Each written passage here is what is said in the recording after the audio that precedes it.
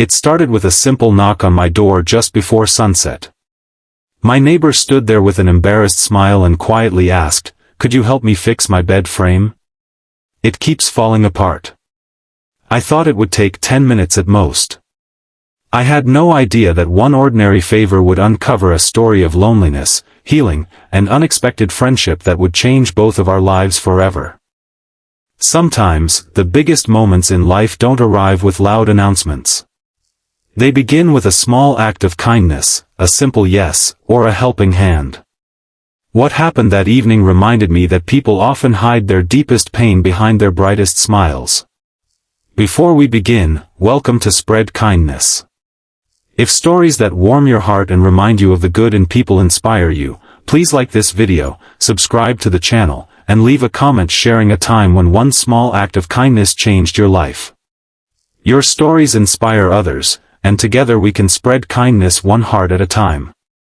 I had lived in the same neighborhood in Ohio for almost 8 years. It was one of those quiet streets where everyone waved but rarely stopped to talk. My neighbor, Emma, had moved into the house next door about 6 months earlier. She was friendly, polite, and always kept fresh flowers on her front porch. We exchanged greetings whenever we saw each other, but we were still strangers in many ways. That evening, she looked nervous as she led me inside. The house was neat but unusually quiet.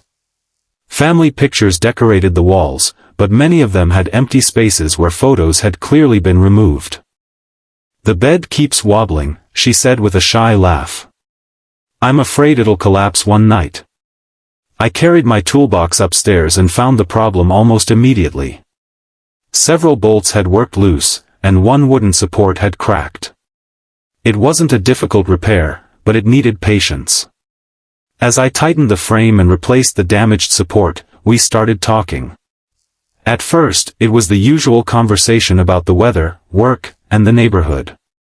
Then little by little, the silence between us became comfortable. She admitted she had recently gone through a difficult divorce after nearly 20 years of marriage. Her children were grown and lived in different states. The house felt much bigger than it used to. "I didn't realize how loud silence could be," she said softly. Those words stayed with me. About 40 minutes later, I finished the repair. I stood up, wiped my hands, and smiled.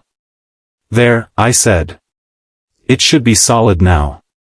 Emma looked relieved. Then she smiled playfully and said, "Come lie down with me and see if it holds." For a second, I froze, unsure what she meant. She immediately laughed when she noticed my confused expression. "I mean the bed," she said, covering her face with embarrassment. "I just want to make sure it doesn't wobble anymore." We both burst into laughter. The awkward moment disappeared as quickly as it had arrived. I carefully sat on one side of the bed while she gently pressed on the other. We shifted our weight back and forth, listening for squeaks or movement. Nothing moved. "It passed the test," I joked. She smiled for the first time that evening with genuine happiness. "I haven't laughed like that in months," she admitted. Instead of leaving immediately, she asked if I wanted a cup of coffee. Normally I would have politely declined, but something told me she simply needed someone to talk to. We sat at her kitchen table while the coffee brewed. The conversation became more personal. She told me how difficult it had been starting over in her 50s. Friends slowly disappeared after the divorce because they didn't know whose side to take. Holidays became lonely. Even grocery shopping felt different when no one was waiting at home. I listened more than I spoke. Sometimes kindness isn't giving advice. Sometimes kindness is simply giving someone your full attention. As the weeks passed, our friendship grew naturally. Every Saturday morning, I mowed both our front lawns. She insisted on baking fresh banana bread in return. When winter arrived, I shoveled her driveway before work. She left homemade soup on my porch when she noticed I had caught a cold. Neither of us kept score. We simply looked out for each other. One afternoon, I noticed she hadn't opened her curtains. That wasn't like her. I knocked several times before she answered. She looked exhausted. She had come down with the flu and hadn't been able to leave bed for 2 days. I drove to the pharmacy, picked up her medication, bought groceries, and even walked her golden retriever around the block. Before I left, she quietly said, "I don't know what I would have done without you." I smiled. "You'd do the same for me." She nodded. "I would." Months later, life gave me my own challenge. My company announced unexpected layoffs. After 12 years, I suddenly found myself unemployed. I tried to stay positive, but the stress became overwhelming. One evening, there was another knock on my door.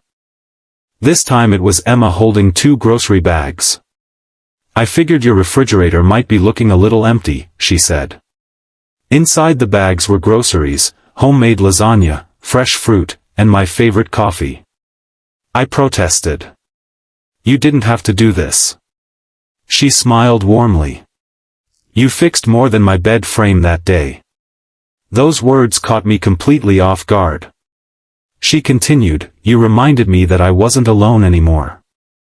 I realized kindness has a funny way of coming back when you need it most. Several weeks later, thanks to recommendations from neighbors, including Emma, I found an even better job than the one I had lost. Life slowly returned to normal. Our neighborhood changed too. People who had once barely spoken started helping one another. Someone organized monthly community dinners. Teenagers volunteered to rake leaves for elderly residents. Families shared extra vegetables from their gardens. One simple friendship inspired others to become more connected. Looking back, I often think about that funny sentence Emma said after I fixed her bed. "Come lie down with me and see if it holds." At first, it sounded awkward. But in a way, it became the perfect symbol of trust. She wasn't asking whether the bed would hold our weight. She was wondering whether life could hold her together after everything she had lost. The answer wasn't found in bolts or wooden boards. It was found in kindness. Sometimes the strongest support we can give another person isn't something we build with tools.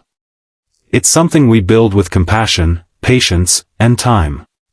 You never truly know what someone next door is carrying inside their heart. A simple conversation, a helping hand, or a few minutes of your time may become the reason someone believes in people again. If this story teaches us anything, it's that kindness doesn't have to be dramatic to change a life. It begins with opening a door, saying yes to a small favor, listening without judgment, and showing up when someone needs you. Those little moments become the foundation that helps people stand again when life feels unsteady. So today, look around. Maybe someone nearby is silently hoping for a little encouragement.